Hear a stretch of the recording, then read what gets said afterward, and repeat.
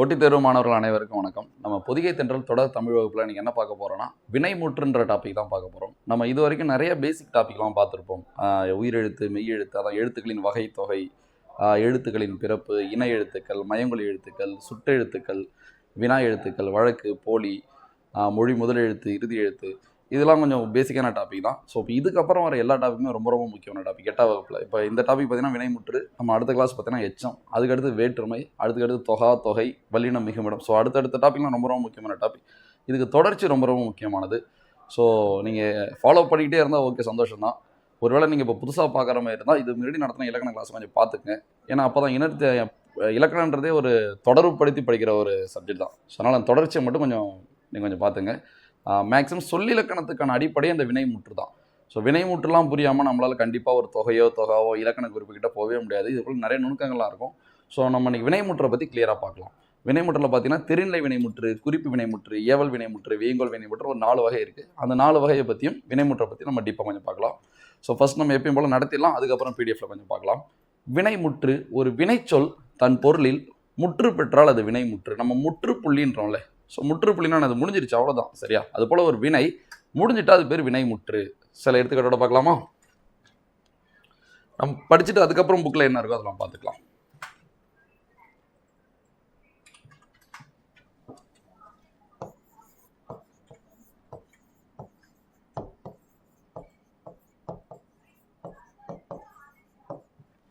முருகன் வந்தான். இப்போ தொடர் பாருங்க.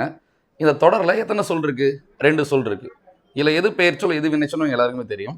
இதில் முருகன் என்பது ஒரு பெயர் சொல், இதில் வந்தான் என்பது ஒரு வினைச்சொல். ஏன்னா அந்த வினைச்சொல்ல என்ன வேர் சொல் இருக்கு? வா, சரியா? ஸோ உங்களுக்கு சிலபஸ்லேயே கொடுத்துருப்பான். ஒரு வேர்ச்சொல்ல வினைமுற்றாகவும் பெயரெச்சமாகவும் வினையெச்சமாகவும் தொழிற்பெயராகவும் வினையாளனைய பெயராகவும் நீங்கள் மாற்றணும், சரியா? இப்போலாம் ரீசெண்டாக அவளுக்கு நிறைய கொஸ்டின் கேட்டுட்டு இருக்கான்.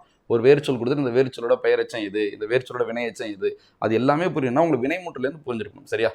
ஸோ ரொம்ப ரொம்ப முக்கியமான டாபிக் தான். ஸோ வந்தான் இதோட வேர்ச்சொல் என்னது? வா. அது என்ன வேர்ச்சொல்? வேர்ச்சொல் அடிச்சொல் எல்லாமே ஒன்று தான். கட்டளை இடுறது போல இருக்கா, அது வேர்ச்சொல், சரியா? இப்போ எடுத்தான், எது வேர்ச்சொல்? எடு. ஓடினான், எது வேர்ச்சொல்? ஓடு. பாடினான், எது வேர்ச்சொல்? பாடு. இது போல அந்த ஒரு சொல் தொடங்குறதுக்கு வேறா இருக்கிறது தான் அந்த வேர்ச்சொல்னு சொல்லுவாங்க. ஸோ இப்போ வந்தான் என்பது வினைச்சொல் எல்லாருக்குமே தெரியும். ஆனால் அந்த வினை முடிஞ்சிருச்சா இல்லையா? முடிஞ்சிருச்சு. வந்தான். நீங்கள் ஒரு கடிதம் எழுதுறீங்களோ இல்லை ஒரு கட்டுரை எழுதுறீங்களோ எதா எழுதினாலும் கண்டிப்பாக அந்த தொடரோட இறுதியில் உங்களை வந்தான் முடிக்க முடியும். ஏன்னா அந்த பொருள் கிளியராக முடிஞ்சிருக்குல்ல. ஸோ அப்போ வந்தான் முடிஞ்சிருச்சு, அதுக்கப்புறம் யாருமே எதுவும் கேட்க போகிறது இல்லைல்ல. ஸோ அப்போ ஒரு வினைச்சொல் தன் பொருளில் முற்று பெற்றால் அது வினை முற்று எனப்படும். ஸோ இதுதான் வினைமுற்றுக்கு சிம்பிளான விளக்கம். இவ்வளோதான், பெருசாலாம் ஒன்றும் தேவையில்லை, சரி? இது மட்டும் புரிஞ்சுக்கிட்டா போதும். இது போல் நிறைய வினைமுற்று இருக்கு. எடுத்தான் என்பது ஒரு வினைமுற்று தானே. கண்ணன் எடுத்தான், ஈஸியாக சொல்லிக்கலாம்ல. அடுத்து முக்கியமானது பார்த்தீங்கன்னா இந்த வினைமுற்று எதெல்லாம் காட்டும், அதுதான் பசங்க மனப்பாடம் பண்ணிட்டு இருப்பாங்க. நீங்கள் மனப்பாடம்லாம் பண்ண தேவையில்ல, ஜஸ்ட் செக் பண்ண தெரிஞ்சாலே போதும். பார்க்கலாமா? ஒரு வினைமுற்று என்னெல்லாம் காட்டும்னா திணை, பால், எண், இடம், காலம். ஸோ இதெல்லாம் நீங்கள் மனப்பாடம் பண்ண தேவையில்ல. இது நம்ம இப்போ காட்டு தான் செக் பண்ணலாம், செக் பண்ணிவிட்டு காட்டு தான் நம்ம படிச்சுக்கலாம், ஓகேன்னு. ஸோ திணை வந்தான், உங்களுக்கு தெரியும் 2 திணைகள் இருக்குது தமிழில். உயர்திணை, அக்ரிணை. 6 அறிவுடைய மனிதன் உயர்திணை. மனிதனை தவிர்த்து இந்த உலகத்தில் இருக்கிற உயிருள்ள உயிரற்ற எல்லாமே என்னது? அக்ரிணைன்னு சொல்லுவாங்க. ஸோ இப்போ வந்தான்னு இருக்கும்போது ஒரு ஆணுன்னு தெரியுது தானே. ஸோ அப்போ என்ன காட்டுது? திணை காட்டுது, உயர்திணை. ஸோ அப்போ ஒரு வினைமுற்று என்ன காட்டும்? திணை காட்டும். அடுத்து பால், மொத்தம் 5 பால் இருக்கு. ஆண் பால், பெண் பால், பலர்பால், ஒன்றன் பால், பலவின் பால். ஸோ இப்போ வந்தான், ஆண் பால் காட்டுது இல்லை. ஸோ அப்போ இது என்ன காட்டும்? பாலும் காட்டும். அடுத்து பார்த்தீங்கன்னா எண், ஒருமையா பன்மையான்றதான் அது எண். வந்தான், ஒருத்தன் தானே வந்திருக்கான். ஸோ இப்போ வந்தார்கள்னா அது பன்மைன்னு சொல்லலாம், வந்தான் அது ஒருமை, அப்போ எண்ணும் காட்டும். அடுத்து இடம், 3 இடங்கள் இருக்கு தமிழில். தன்மை, முன்னிலை, படர்க்கை. தன்னை குறிப்பது தன்மை, நான். தனக்கு முன்னாடி இருப்பவங்களுக்கு முன்னிலை, நீ. இங்க இல்லாதால் படர்க்கை, அவன், அவள், அவர், அதெல்லாம் படர்க்கை, சரியா? நான், நீ, அவன், அப்படி கூட நான் வச்சுங்க, சரியா? இப்போ பார்த்தீங்கன்னா வந்தான் என்பது தன்மையா முன்னிலையா படர்க்கையா? நிறைய பேருக்கு 3 காலம் மாற்ற தெரியும். வந்தான், வருகின்றான், வருவான். வந்தான் என்பது இறந்த காலம், வருகின்றான் என்பது நிகழ்காலம், வருவான் என்பது எதிர்காலம், இது தெரியுது. ஆனால் வந்தான் என்பது எந்த இடம் பசங்களுக்கு அது கண்டுபிடிக்க தெரிய மாட்டேது. பட் ஈஸி தான், அது எப்படி கண்டுபிடிக்கணும்னு தெரிய மாட்டேது. எப்படி கண்டுபிடிக்கலாம்னா நீங்கள் 3 காலத்தில் மாற்றுற மாதிரி 3 இடத்துல மாற்றி பாருங்களேன். நான், நீ, அவன். நான் வந்தேன், எப்படி சொல்ல முடியும்? நான் வந்தான் நான் சொல்ல முடியும். நான் வந்தேன், அதானே கரெக்டு. நீ வந்தாய், அதானே கரெக்டு. அவன் வந்தான், அப்போ வந்தான் என்பது என்னது? படர்க்கை. அது ஏதோ ஒரு இடத்த காட்டுது இல்லை. ஸோ அப்போ இடமும் காட்டும். ஸோ இப்போ வந்தான் என்பது என்னது? படர்க்கை. அடுத்து பார்த்தீங்கன்னா காலம், வந்தான் என்பது என்ன காலம்? இறந்த காலம். வந்தான் என்பது என்ன காலம்? இறந்த காலம். ஸோ அப்போ ஒரு வினைமுற்று எதெல்லாம் காட்டும்? திணை, பால், எண், இடம், காலம் 5யுமே காட்டும். ஸோ இது ரொம்ப ரொம்ப முக்கியமான பாயிண்ட். ஏன்னா இதுக்கப்புறம் சொல்லிலக்கணத்தில் பார்த்தீங்கன்னா தொழிற்பெயர் இதெல்லாம் காட்டுமா, வியங்கோல் வினைமுற்று இதெல்லாம் காட்டுமான்னு தொடர்ந்து கேட்டுக்கிட்டே இருப்பாங்க. நீங்கள் மனப்படலாம் பண்ண தேவையில்ல. உங்களை எதை இதெல்லாம் காட்டுமான்னு கேட்குறாங்களோ அதுக்கான எடுத்துக்காட்டை நீங்கள் எழுதுறீங்க. இப்போ எடுத்துக்க தொழிற்பெயர் இதெல்லாம் காட்டுமான்னு கேட்டால் ஒரு தொழிற்பெயருக்கான எடுத்துக்காட்டை அவங்களால எழுத முடிஞ்சா அந்த எடுத்துக்காட்டை வச்சு செக் பண்ணிக்கலாம்ல. ஸோ ப்ரெஷர் இல்லாமல் புரிஞ்சு படிச்சுட்டு போனாலே போதும். சரியா? சரி, இப்போ விளக்கத்தையும் இந்த பாயிண்டையும் பார்த்துலாம். ஃபர்ஸ்ட் விளக்கம், ஒரு வினைச்சொல் தன் பொருளில் முற்று பெற்றால் அது வினைமுற்று எனப்படும். ஸோ இதான் விளக்கம். அடுத்தது பார்த்தீங்கன்னா ஒரு வினைமுற்று எதெல்லாம் காட்டும்? திணை, பால், எண், இடம், காலம் அனைத்தையுமே காட்டும். அடுத்த ஒரு தொடர் பாருங்க.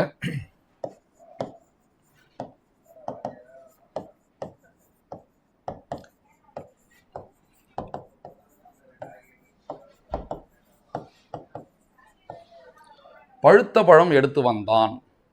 ஸோ இந்த தொடரில் பார்த்தீங்கன்னா ஒரு 4 சொல் இருக்குல்ல. இதில் எதெல்லாம் வினைச்சொல்னு உங்களால் சொல்ல முடியுமா? இந்த தொடரில் 4 சொல் இருக்கு. இல்லை எதெல்லாம் வினைச்சொல்? ஸோ இதில் பார்த்தீங்கன்னா பழம் என்பது பெயர் சொல், எல்லாருக்குமே தெரியும். பழுத்த, எடுத்து, வந்தான் இது 3மே வினையை குறிக்கிற சொல். ஏன்னா இதில் பழுன்ற வினை இருக்கு, இல்லை எடுன்ற வினை இருக்கு, இல்லை வான்ற வினை இருக்கு. ஸோ இங்கே 3 வினைச்சொல் இருக்கு. இங்கே 3 வினைச்சொல் இருந்தாலுமே எந்த வினைச்சொல் தன் பொருளை முற்று பெற்று இருக்குன்னா வந்தான் என்ற வினைச்சொல் தான் தன் பொருளை முற்று பெற்று இருக்கு. நீங்கள் பாருங்களேன், பழுத்த. ஸோ இது ஒரு முழுமை அடையல இல்லை. உங்களால் ஒரு தொடரை பழுத்தன்னு முடிக்க முடியுமா? என்ன பழுத்தன்னு ஒரு கொஸ்டின் ரைஸ் ஆகும்ல. ஸோ அப்போ பழுத்த என்பது அந்த தொடர் முடியல, அந்த சொல் முடியல, அது ஒரு எச்சம். அடுத்து பாருங்களேன், எடுத்து, எடுத்தான் அது ஒரு வினைமுற்று. எடுத்து முடியல, என்ன எடுத்துன்னு ஒரு கொஸ்டின் வருது இல்லை. ஸோ அப்போ எடுத்து என்பது அது ஒரு வினைமுற்று கிடையாது, ஒரு எச்சம். ஸோ அப்போ ஒரு சொல் தன் பொருளில் முற்று பெற்றால் அது வினை முற்று. முற்று பெறாமல் எஞ்சின் என்ன அது பேர்? அது எச்சம். சரி, எச்சம்ன்றது அடுத்தது. ஸோ இப்போ வினைமுற்று தான் எச்சம், அப்படியே ஆப்போசிட்டாக வர டாபிக் தான். ஸோ இது புரிஞ்சால் உங்களுக்கு அது கிளியராக புரியும். இதே எடுத்துக்காட்ட நம்ம எச்சத்திலேயே நம்ம சொல்லி பார்க்கலாம். ஸோ இப்போதைக்கு நீங்கள் இதை மட்டும் புரிஞ்சுங்க. ஒரு வினைச்சொல் தன் பொருளில் முற்று பெற்றால் அது வினை முற்று எதெல்லாம் காட்டும்? திணை, பால், எண், இடம், காலம் காட்டும். அடுத்து போயிடலாமா? ஸோ வினைமுற்றில் பார்த்தீங்கன்னா பேசிக்காக 2 வகை இருக்குது. தெரிநிலை வினைமுற்று, குறிப்பு வினைமுற்று.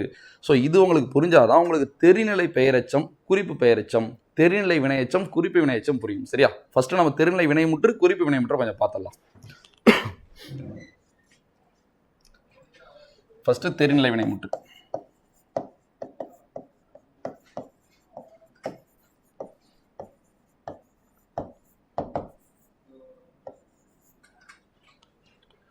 தெரிநிலை வினைமுற்று. ஒரு செயல் நடைபெற 6 அடிப்படையானவை. ஒரு செயல் நடைபெற எத்தனை அடிப்படையானவை? 6. அந்த 6 எது நம்ம மைண்ட்ல ஏற்றிக்கலாம். ஃபர்ஸ்ட் ஒரு செயல் நடைபெற 6 அடிப்படையானவை. அந்த 6 பார்த்தீங்கன்னா செய்பவர், கருவி, நிலம், செயல், காலம், செய்பொருள். அவ்வளோதான். ஸோ நம்மளுக்கு எந்த அளவு புரிஞ்சுக்கிற கெப்பாசிட்டி இருக்கோ அதே போல் போட்டித் தேர்வை பொறுத்த வரைக்கும் இது போல் நிறைய கொடுப்பாங்க. 6 கொடுப்பாங்க, 8 கொடுப்பாங்க, ஒரு 10 பேர் கொடுப்பாங்க. இதையும் மைண்டில் ஏற்றுற கெப்பாசிட்டி இருக்கணும். அப்போ தான் நம்மளால் வேகமாக விரைஞ்சு படிக்க முடியும். சரியா? ஸோ அப்போ அந்த செய்பவர், கருவி, நிலம், செயல், காலம், செய்பவர் உங்களுக்கு தெரியும். இது மட்டும் இல்லை, இன்னும் எவ்வளவோ இருக்குது. ஒரு பெயர் சொல் 6, பொருள், இடம், காலம், சினை, பண்பு, தொழில், ஆகு பேர் 16, கருப்பொருள் ஒரு 13, பொருட்கோள் ஒரு 8. இப்படி நிறைய டாபிக் பேர் வந்துக்கிட்டே இருக்கும். அணி ஒரு 16 இருக்குது. இதெல்லாம் எந்த பசங்க மைண்டில் ஏற்ற கற்றுக்கிறாங்களோ அவங்களால ஈஸியாக படிச்சுட்டு போக முடியும். ஸோ கான்செப்டும் புரியணும், இந்த பேரை மைண்டில் ஏற்றுற கெப்பாசிட்டி இருக்கணும்ல. ஸோ இதை சூப்பராக ஈஸியாக நான் வச்சுக்கலாம். தெரியுமா? இதெல்லாம் நம்ம லைஃப்பில் பார்க்குற காட்சியை வச்சே நான் வச்சுக்கலாம். கண்டிப்பாக நீங்கள் லைஃப்பில் பார்த்துருப்பீங்க. இன்னும் உங்கள் ஊர்லேயே பார்த்தீங்கன்னா ஒரு நிலம் இருக்கும், உங்கள் வீட்டு நிலமா கூட இருக்கும். இப்போ இமேஜின் பண்ணிங்க, அப்படி ஒரு நிலம். அந்த நிலத்தில் கண்டிப்பாக ஒருத்தர் நிற்பாரா? ஒரு உழவர். இப்போ உங்கள் வீட்டு நிலமாக இருந்தால் இப்போ உங்கள் அம்மாவோ உங்கள் அப்பாவோ அதில் ஏதோ வேலை செஞ்சுட்டு இருப்பாங்கல்ல. ஸோ இப்போ நிலம், செய்பவர் இருப்பாரா? கண்டிப்பாக கையில் ஏதோ கருவி வச்சுருப்பாங்கல்ல. ஸோ இந்த ஒரு காட்சி தான் நம்மளுக்கு ஷார்ட்கட்டு. ஸோ இப்போ செய்பவர் இருக்காரு, கையில் கருவி வச்சிருக்காரு, எதில் நிற்கிறாரு? நிலத்தில் நிற்கிறாரு. ஸோ அப்படியே நின்றுட்டே இருப்பார், செயலில் இறம்பார். அந்த செயலை கொஞ்ச காலத்துக்கு செய்வார். இப்போ ஏதோ ஒரு பயிர் செய்கிறாங்கன்னா அந்த பயிருக்குன்னு குறிப்பிட்ட காலம் இருக்கும்ல. ஸோ அப்போ அந்த செயலை அந்த அறுவடை வரைக்கும் அவங்க அந்த செயலை கொஞ்சம் காலத்துக்கு செய்யணும்ல. ஸோ அப்போ செயல், காலம் இப்படி செஞ்சால் அவங்களுக்கு என்ன கிடைக்கும்? செய்பொருள் கிடைக்கும். ஸோ அப்போ இந்த மாதிரி இடத்துல நீங்கள் ஈஸியாக எளிமையாக படிக்க கற்றுங்க. ஸோ பாருங்கள், செய்பவர், கருவி, நிலம், செயல், காலம், செய்பொருள். ஸோ இப்போ இது நீங்கள் வெறும் வார்த்தையாக பார்க்காம அந்த கதையாக பார்த்தா ப்ரெஷர் இல்லாமல் உங்கள் மைண்டுக்குள்ளே எப்பயுமே இருக்கும். சரியா? ஒருத்தர் நிற்கிறாரு, கையில் கருவி வச்சிருக்காரு, நிலத்தில் நிற்கிறாரு, அவர் செயல் செய்கிறாரு, அந்த செயலை கொஞ்சம் காலத்துக்கு செய்கிறாரு. அப்படி செஞ்சால் அவருக்கு என்ன கிடைக்கும்? ஒரு விளைபொருள் கிடைக்கும். அதான் செயல் செஞ்சதால கிடைக்கிற பொருள் தான் செய்பொருள், விளைபொருள். சரியா? ஸோ அப்போ ஒரு செயல் நடைபெற 6 அடிப்படையானவை. அந்த 6 எதுன்னு கேட்டால் உங்களுக்கு சொல்ல தெரியணும். எது? செய்பவர், கருவி, நிலம், செயல், காலம், செய்பொருள். இந்த ஆறும் வெளிப்படுமாறு அமையும் வினைமுற்று தெரிநிலை வினைமுற்று. சிம்பிளான. அப்ப இந்த 6 தான் கான்செப்டேன்றேன். இது புரிஞ்சா உள்ள ஒண்ணுமே இல்லைல்ல. இந்த 6மே வெளிப்படுமாறு அமையும் வினைமுற்று தெரிநிலை வினைமுற்று. நான் சொல்ற விளக்கம் தான் புக்லையும் இருக்கும். நீங்க நான் சொல்லும் போது எழுதிக்கிட்டாலும் ஓகே தான், இல்லை அது புரிஞ்சுக்கிட்டாலும் போதும். சரியா? இப்போ நான் எழுதிப்பட்ட டைம் ஆகும். நீங்க சொல்றதை வச்சு புரிஞ்சுங்க. ஒரு செயல் நடைபெற 6 அடிப்படையானவை. இந்த 6ம் வெளிப்படுமாறு அமையும் வினைமுற்று தெரிநிலை வினைமுற்று. ஒரு வினைமுற்று மட்டும் பார்க்கலாமா? எழுதினால். கண்டிப்பா வினைமுற்றுன்னு பேரே இருக்கு. அப்ப வினை இருக்கும்ல. இல்லைன்னா வினை இருக்கு. எழுதினால். என்னால் ஒரு தொடரை முடிக்க முடியும். கண்ணகி எழுதினால். அப்ப எழுதினால் என்பது கிளியரா ஒரு வினைமுற்று. சரி, இது வினைமுற்று. இது தெரிநிலை வினைமுற்றா குறிப்பு வினைமுற்றான்னு செக் பண்ணோம்ல. தெரிநிலை வினைமுற்றா இருந்தால் அது எதெல்லாம் காட்டும்? செய்பவர், கருவி, நிலம், செயல், காலம், செய்பவர் 6மே காட்டும்ல. காட்டுமான்னு செக் பண்ணலாமா? பாருங்க. எழுதினால். யார் எழுதுனது? செய்பவர் யாரு? ஒரு மாணவி. ஸோ மாணவியா மாணவனான்னு கிளியரா தெரியுது இல்ல? மாணவி. அடுத்து கருவி என்னது? எழுதுகோல். கருவி என்னது? எழுதுகோல். அடுத்து பாருங்க, நிலம் என்னது? பள்ளி. செயல் என்னது? எழுதுதல். காலம் என்னது? இறந்த காலம். பாருங்க, எழுதினால், எழுதுகின்றால், எழுதுவாள். என்ன காலம்? இறந்த காலம். செய்பொருள் என்னது? கடிதம். ஒரு கடிதமோ இல்லை கட்டுரையோ கிடைச்சிருக்கும்ல, எது வேணா எழுதிக்கலாம். இதான் எழுதணும்னு அவசியம் கிடையாது. கடிதம் எது வேணா எழுதிக்கலாம். சரியா? ஸோ அப்ப ஒரு செயல் நடைபெற 6 அடிப்படையானவை. அந்த 6மே வெளிப்படுமாறு அமையும் வினைமுற்று தெரிநிலை வினைமுற்று. நீங்க எல்லாத்துக்குமே 6 செக் பண்ணிட்டு ரொம்ப கஷ்டப்பட தேவை. ஏன்னா சில பேருக்கு இந்த கான்செப்ட் செட் ஆகாது. நீங்க 2 மட்டும் செக் பண்ணா போதும். சரி? எதுனா செயல், காலம். இதை மட்டும் மைண்ட்ல வச்சுங்க. ஒரு வினைமுற்று செயலையும் காலத்தையும் வெளிப்படையா காட்டினா அது ஒரு தெரிநிலை வினைமுற்று. அவ்வளவுதான். நீங்க மெயினா இன்னும் செயலுக்கு காலத்தை கூட நான் வச்சுக்கலாம். சரியா? ஒரு வினைமுற்று காலம் காட்டினா என்ன வினைமுற்று? தெரிநிலை வினைமுற்று. ஸோ இவ்வளவு தெரிநிலை வினைமுற்று. இதுக்கு மேலே எதுவுமே இல்லை. எடுத்துக்காட்டோம்னா இன்னும் கொஞ்சம் பார்க்கலாமா?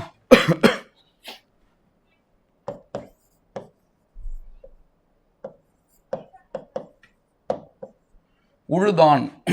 உழுதான்.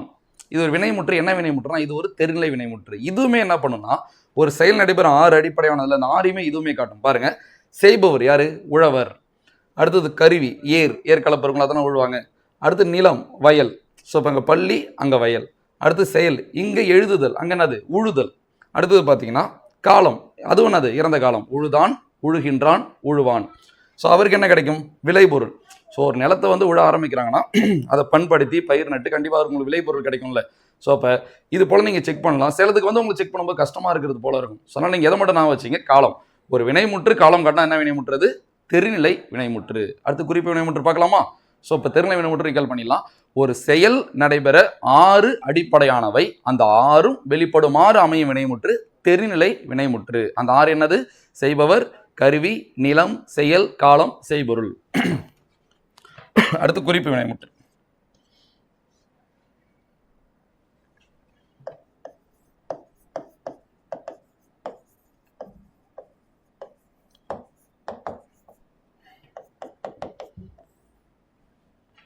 குறிப்பு வினைமுற்று இங்கேயும் 6 வரும். சரியா?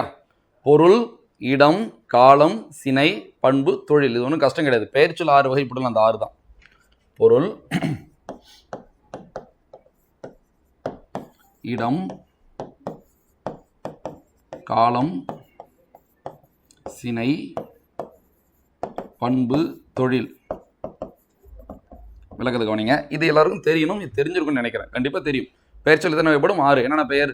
பொருட்பெயர், இடப்பெயர், காலப்பெயர், சினை பெயர், பண்பு பெயர், தொழிற்பெயர். அந்த 6 தான் இது. ஸோ இப்போ விளக்கத்தை கவனிங்க. பொருள், இடம், காலம், சினை, பண்பு, தொழில். இந்த 6ல் ஒன்றை மட்டும் அடிப்படையாக கொண்டு, இந்த 6ல் ஒன்றை மட்டும் அடிப்படையாக கொண்டு காலத்தை வெளிப்படையாக காட்டாமல், காலத்தை வெளிப்படையாக காட்டாமல்,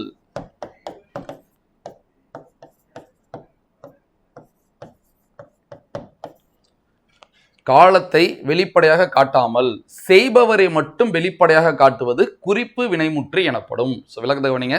பொருள், இடம், காலம், சினை, பண்பு, தொழில். இந்த 6ல் ஒன்றை மட்டும் அடிப்படையாக கொண்டு, இந்த 6ல் ஏதோ ஒன்று அடிப்படையாக கொண்டு காலத்தை வெளிப்படையாக காட்டாம செய்பவரை மட்டும் வெளிப்படையாக காட்டுறதா என்ன வினைமுற்று? குறிப்பு வினைமுற்று. இந்த குறிப்பு வினைமுற்று கான்செப்ட் நிறைய பேருக்கு குழப்பமா இருக்கும். ஸோ திரும்ப நான் சொல்கிறேன், தமிழோ இல்லை எந்த சப்ஜெக்டோ நீங்கள் கண்டிப்பாக கவனத்தோட ஒரு விஷயத்தை படிக்கிறீங்க, உங்களுக்கு புரியும். ஏதோ ஒரு இடம் மட்டும் புரியலன்னா அதுக்கு என்ன அர்த்தம்னா நம்ம இன்னும் நிறைய கற்றுக்கணும்னு அர்த்தம். அவ்வளோதான். அந்த சப்ஜெக்ட்டில் இன்னும் கொஞ்சம் நாலேஜை நம்ம வளர்த்துக்கணும்னு அர்த்தம். அந்த நாலேஜை நீங்கள் வளர வளர அதுக்கப்புறம் ஒரு நாள் வந்து அது படிப்பீங்க. அப்போ அது கிளியராக புரியும். அப்போ ஒரு சந்தோஷம் வரும். ஏன்னா அப்பயே புரிஞ்சு அது எல்லாருக்குமே தானே புரிஞ்சிருக்குன்னு அர்த்தம். ஸோ இப்போ நம்ம கொஞ்சம் ஆழ்ந்து போனதுக்கப்புறம் அது புரியுதுன்னா நம்மளை போல எத்தனை பேர் ஆழ்ந்து போயிருப்பாங்க. ஸோ அதான் வெற்றிக்கான பாயிண்ட்டே அந்த போல பாயிண்ட் தான். ஸோ அப்போ அது போல தான் அந்த குறிப்பு வினை முற்றுமே. ஸோ இப்போ கண்டிப்பாக நீங்கள் ஃபஸ்ட் டைம் லைஃப்பில் அதை பார்க்குறீங்கன்னா நம்ம புரிய வைக்கிறேன், கண்டிப்பாக புரியும். அப்படி புரியலைன்னா நீங்கள் இலக்கணம் இன்னும் ஆழ்ந்து படிக்க படிக்க உங்களுக்கு வந்து புரியும். ஏன்னா இது கொஞ்சம் குழப்பமாக இருக்கும், சின்ன சின்ன குழப்பம் இருக்கிற மாதிரி இருக்கும். ஸோ நம்ம கிளியராக பார்க்கலாம். ஸோ விளக்கணம் இதுதான். விளக்கத்தை நீங்கள் ஈஸியாக மைண்டில் வச்சுக்கலாம். ஸோ நம்ம இது படிச்சுட்டு தெருணை வினைமுற்று குறிப்பு வினைமுற்று கம்பேர் பண்ணி பார்த்தா இன்னுமே நல்லா மைண்டில் செட் ஆகும். சரியா? விளக்கத்தை ஒரு வாட்டி பார்த்து அடுத்து எடுத்துக்காட்டு போயிடலாம். கவனிங்க. பொருள், இடம், காலம், சினை, பண்பு, தொழில் இந்த 6ல் ஒன்றை மட்டும் அடிப்படையாக கொண்டு காலத்தை வெளிப்படையாக காட்டாமல் செய்பவரை மட்டுமே வெளிப்படையாக காட்டுவது என்ன வினைமுற்று? குறிப்பு வினைமுற்று. ஸோ காலத்தை வெளிப்படையாக காட்டாதுன்னா எப்படி காட்டும்? குறிப்பாக காட்டும். காலத்தை குறிப்பால காட்டுறதுனால தான் வினைமுற்று பேர் என்னது? குறிப்பு வினைமுற்று. எடுத்துக்காட்டு பார்க்கலாமா?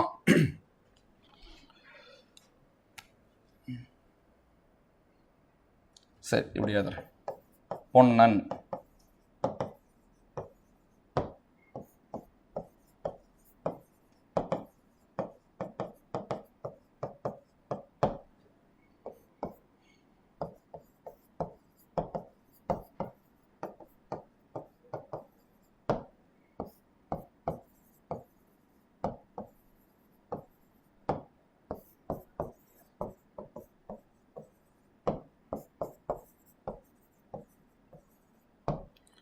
ஸோ எடுத்துக்காட்ட பாருங்க. பொன்னன், தென்னாட்டார், சித்திரையான், கண்ணன், கரியன், உழவன் இந்த 6மே குறிப்பு வினைமுற்று. இது எப்படின்னு புரிய வைக்கிறேன் கவனிங்க. ஒரு வினைமுற்று குறிப்பு வினைமுற்றா இருந்தா அந்த ஒரு வினைமுற்று பொருள், இடம், காலம், சினை, பண்பு, தொழில் அந்த 6ல் ஏதாச்சும் ஒன்று அடிப்படையாக கொண்டிருக்கணும். சரியா? ஏதாச்சும் ஒன்று அடிப்படையாக கொண்டு காலத்தை காட்டாமல் செய்பவரை மட்டும் காட்டும். நான் சொன்னது போல தான் இலக்கணத்தில் நிறைய கான்செப்ட்லாம் இருக்குது. பகுபதம், பகபதம் இருக்குது, இன்னும் புணர்ச்சி இருக்குது. அதெல்லாம் புரிஞ்சாதான் நான் இப்போ சொல்ல போகிற சில விஷயம்லாம் புரியும். ஸோ முடிஞ்ச அளவு புரிஞ்சுக்க ட்ரை பண்ணுங்க. அவன், அன், அன், ஆண் இந்த விகுதி ஆண்பால் விகுதி. அல், ஆள் இது பெண்பால் விகுதி. அர், ஆர் பலர்பால் விகுதி. ஸோ இப்போ வந்தான் ஆண் தானே வருது. அப்போ வந்தான்னா யாரை குறிக்குது? ஒரு ஆணை தானே குறிக்குது, அவனை தானே குறிக்குது. வந்தவன் அன் ஒரு வந்தவனை தானே குறிக்குது. அது போல பாருங்க. பொன்னன் விகுதி கவனிங்க, அன். ஸோ இப்போ இந்த பொன்னன் எப்படி பிரிக்கலாம்னா பொன் பிளஸ் அன். ஸோ புணர்ச்சியில் நம்ம 2 பார்ட் நடத்திருக்கோம். இன்னும் 3வது பார்ட் வரும். எப்போ வரும்னா இப்போ நம்ம 8th பார்த்துருக்கோம்ல, 8th புணர்ச்சி வரும். அப்புறம் 9th எங்கெங்கெல்லாம் புணர்ச்சி வருது இதுக்கப்புறம் நான் அங்கே சேர்த்து அந்த 3வது பார்ட்டை முடிச்சு கொடுத்துறேன். சரியா? இந்த விழா நான் நடத்தியிருப்பேன். தனிக்குறில் முன் ஒற்று புணர்ச்சி. ஸோ தயவு செஞ்சு புணர்ச்சி கற்றுங்க. புணர்ச்சி புரிஞ்சாதான் இலக்கணத்தோட கஷ்டமான இடத்த உங்களால் புரிஞ்சிக்க முடியும். பொன் பிளஸ் அண்ணன் பொன்னன்னு மாற்றலாம் புணர்ச்சி விதிப்படி. தனிக்குறில் முன் ஒற்று புணர்ச்சி. நிலைமொழி 2 எழுத்தா இருந்து ஒரு குறில் ஒரு ஒற்று இருந்தால் இன்னொரு ஒற்று போடலாமா? அப்போ பொன்னன் கிடைச்சிருமா? பொன் என்பது பொருள் தானே. பொன் பெயர் சொல்லா வினை சொல்லா? பெயர் சொல். சரி, என்ன பெயர்? பொருட்பெயர். சொன்னல. ஸோ அப்போ ஒரு குறிப்பு வினைமுற்றா இருந்தால் அந்த 6ல் 1 அடிப்படையாக கொண்டிருக்குமா? ஸோ அப்போ பொன் என்ற பொருள் அடிப்படையாக கொண்டிருக்கா? காலத்தை காட்டுதா? காட்டாது. செய்பவனை மட்டும் காட்டும். அன், பொன்னன் அவனை தான் காட்டுது. பொன்னை பெற்றவன். சரியா? பொன்னை பெற்றவன் தானே பொன்னன்னு சொல்லுவாங்க. அடுத்தது பாருங்க. தென்னாட்டார் எப்படி பிரிக்கலாம்?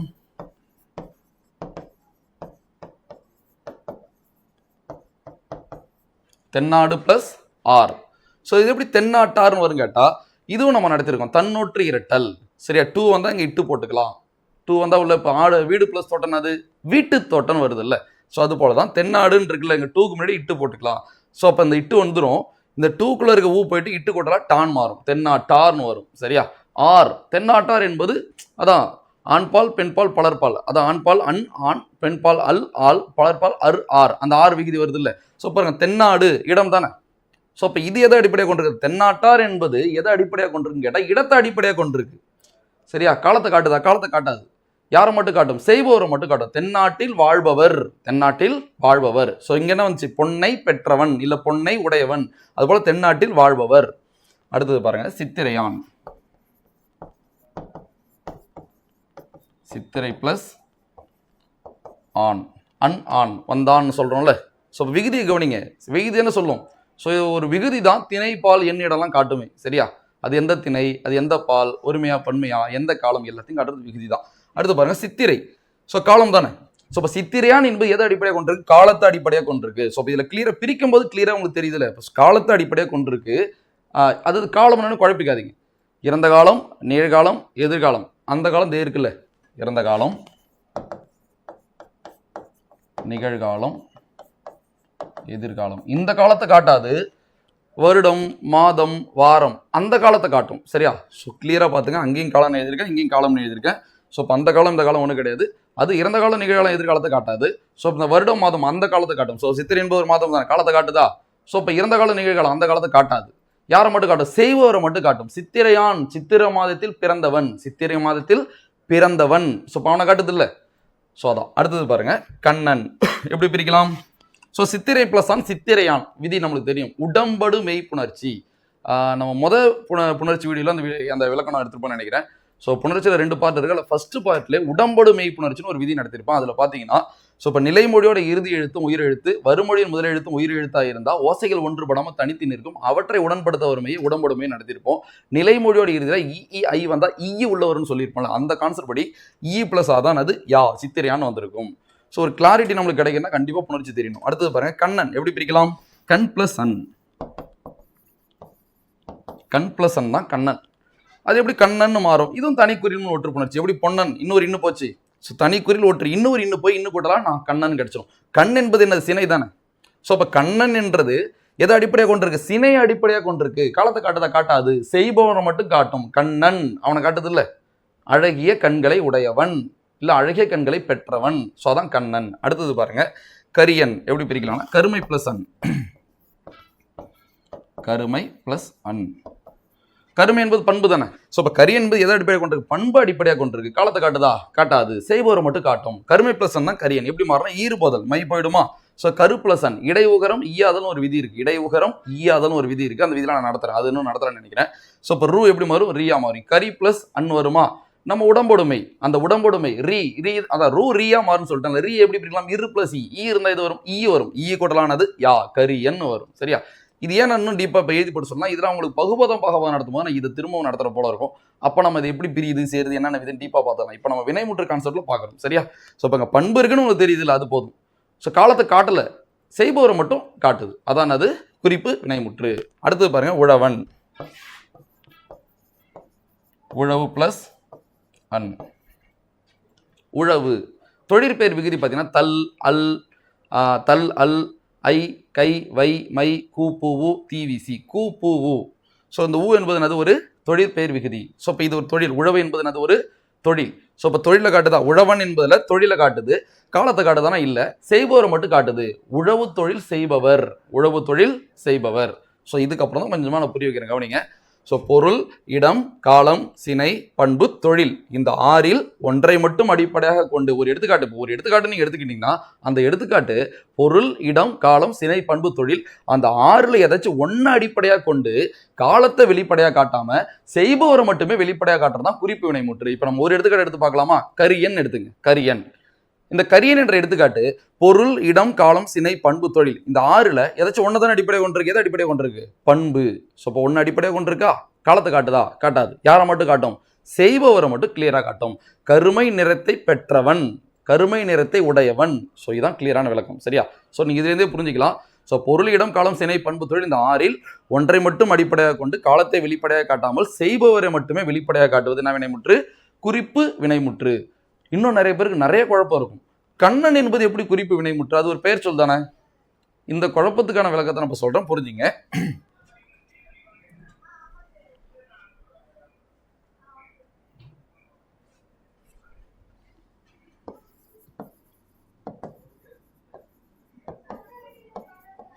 அதாவது பெரிய குழப்பம் என்னன்னா, கண்ணன் என்பது ஒரு பெயர் சொல் தானே, ஒரு பையனோட பேர் தானே, பெயர் சொல் தானே. அது எப்படி குறிப்பு வினைமுற்றுன்னு சில பேருக்கு தோணும். அது இடத்தை பொறுத்து மாறும்.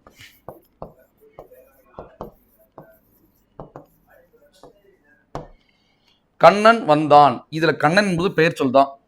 இது ஒரு எழுவாய். ஸோ நான் சொன்னதான் திரும்ப சொல்றேன். இலக்கணத்துல பல கான்செப்ட் இருக்கு, அதெல்லாம் புரிஞ்சாதான் உங்களுக்கு புரியும். சரியா? இப்போ வேற்றுமை புரிஞ்சாதான் அதை இப்போ நான் சொல்ல போறதே உங்களுக்கு புரியும். பட் சொல்றேன், முடிஞ்ச அளவு புரிஞ்சுக்க ட்ரை பண்ணுங்க. புரியலாம் வருத்தப்பட தேவையில்லை. நம்ம அடுத்த டாபிக் நடத்த உங்களுக்கு கனெக்ட் ஆகிடும். சரியா? கண்ணன் வந்தான் ஒரு தொடர்ல எழுவாய் முதல்ல இருக்குன்னு உங்களுக்கு தெரியும். எப்படி எழுவாயை கண்டுபிடிக்கிறதுனா யார், எது, எவை, இப்படி ஒரு கொஸ்டின் நம்ம கேட்கணும். அந்த கொஸ்டினுக்கு எது விடையா வருதோ அதான் எழுவாய். இப்போ நான் கேட்குறேன், யார் வந்தான்? கண்ணன். அப்போ யார் எழுவாய்? கண்ணன். எழுவாய் என்பது கண்டிப்பா ஒரு பெயர் சொல் தான். இது ஒரு விதி. எழுவாய் என்பது 100% என்ன சொல் தான்? பெயர் சொல் தான். அப்போ இந்த இடத்துல கண்ணன் என்பது பெயர் சொல். ஆனா அவன் கண்ணன், இங்க கண்ணன் என்பது ஒரு வினைமுற்று. என்ன வினைமுற்றுனா குறிப்பு வினைமுற்று. என்ன வினைமுற்று? குறிப்பு வினைமுற்று. ஏன்னா அவன் அழகிய கண்களை பெற்றவன், அந்த கான்செப்ட் வரும். சரியா? ஸோ இப்போ நம்ம அப்படியே உள்ள போயிட்டு கண்ணன், கண் எதை பெற்றிருக்கு? சினை. 6ல் 1 அடிப்படையாக கொண்டிருக்கா? காலத்தை காட்டுதா? காட்டாது. செய்பவரை மட்டும் தான் எப்படி காட்டும்? வெளிப்படையாக காட்டும். கண்ணன் அழகிய கண்களை பெற்றவன் அவனை காட்டுது இல்லை? ஸோ அதனால இந்த குறிப்பு வினைமுற்றை நீங்க பார்த்துட்டு என்ன உழவன், கரியன், கண்ணன், பொன்னன் இதெல்லாம் வந்து இப்போ ஒரு பெயர்ச்சொல் போல தானே இருக்கு. இது எப்படி குறிப்பு வினைமுற்று ஏத்துக்கிறது நீங்க ரொம்ப குழப்பிக்க தேவையில்ல. ஸோ இடத்தை பொறுத்து அது மாறும். சரியா? ஸோ நீங்க என்ன பொறுத்த வரைக்கும் மெயினாக தெரிஞ்சுக்கணும், இந்த கான்செப்டை மட்டும் தெரிஞ்சுங்க. அதாவது குறிப்பு வினைமுற்றம் என்னன்ற கான்செப்டை மட்டும் தெரிஞ்சுக்கிட்டாலே போதும். ஸோ குறிப்பு வினைமுற்றம் என்னன்னு கேட்டா பொருள், இடம், காலம், சினை, பண்பு, தொழில் இந்த 6ல் ஒன்றை மட்டும் அடிப்படையாக கொண்டு ஒரு எடுத்துக்காட்டு ஒன்றை தான் அடிப்படையாக கொண்டிருக்கும். ஏதாச்சும் ஒன்று அடிப்படையாக கொண்டு காலத்தை வெளிப்படையாக காட்டாமல் செய்பவரை மட்டுமே வெளிப்படையாக காட்டுவது என்ன வினைமுற்று? குறிப்பு வினைமுற்று. ஸோ இப்போ காலத்தை வெளிப்படையாக காட்டாது. காலத்தை எப்படி காட்டும்? குறிப்பால காட்டும். எப்படி பாருங்க, பொன்னை பெற்றவன் சொன்னல, பொன்னை பெற்றவன், பொன்னை பெறுகிறவன், பொன்னை பெறுபவன். ஸோ இப்போ காலத்தை வெளிப்படையாக காட்டல, உள்ள இருக்கும், நம்ம வேணா யோசிச்சு பார்த்தா கொஞ்சம் கிடைக்கும். அதானது குறிப்பு வினைமுற்று. ஸோ இப்போ பார்த்தீங்கன்னா அடுத்து பார்த்தீங்கன்னா தென்னாட்டார், தென்னாட்டில் வாழ்ந்தவர். இப்போ எடுத்துக்காட்டு தென்னாட்டில் வாழ்ந்தவர், தென்னாட்டில் வாழ்கிறவர், தென்னாட்டில் வாழ்பவர். ஸோ இப்படி 3 காலத்தை நம்ம வேணா மாற்றிக்கலாம். சரியா? ஸோ காலம் வெளிப்படையாக தெரியாது, உள்ள குறிப்பாக இருக்கும். அதே பாருங்க, அழகிய கண்களை பெற்றவன், அழகிய கண்களை பெறுகிறவன், அழகிய கண்களை பெறுபவன். இப்படி கூட நம்ம யோசிச்சு பார்க்கலாம்ல. ஸோ அதனால் இது ஒரு ஆழமான கான்செப்ட் தான். நீங்கள் ஒரு குரூப் 4க்காக இது மேலோட்டமாக தெரிஞ்சுக்கிட்டாலே போதுமானது. சரியா? ஸோ இப்போ தெரிநிலை வினை முற்றும் பார்த்தாச்சு, குறிப்பு வினை முற்றும் பார்த்தாச்சு. ஸோ நம்ம ரெண்டையும் சேர்த்து வச்சு ஒன்றா பார்த்துடலாமா? ஷார்ட் நோட்ஸாக பார்த்துடலாம். வினை முற்று.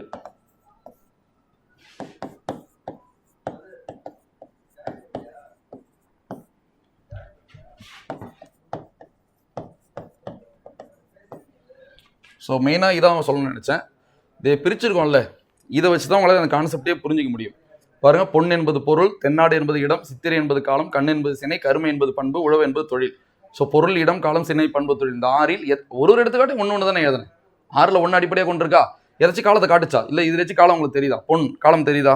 எதுவுமே காலம் தெரியாது. ஆனால் செய்பவன் தெரியலாம் பாருங்க. அன், ஆர், ஆண், ஆண், அன் தெரியுது இல்லை? அண்ணா யாரு? வந்தவன். இப்போ அவன், அவன் எப்படி பிரிக்கலாம்? ஆ பிளஸ் அன்னு பிரிக்கலாம். அவன் என்பது எப்படி பிரிச்சதுன்னா ஆ பிளஸ் அன்னு தான் பிரிக்கணும். ஆ பிளஸ் அன் தான் அவன். அன், அன் என்பது ஒரு ஆணை தான் குறிக்குது. ஆ என்பது சுட்டு எழுத்து. என்ன சுட்டு? சேமி சுட்டு. தூரத்தில் இருக்க தான் அவன். இவன் எப்படி பிரிக்கலாம்? இ பிளஸ் அன்.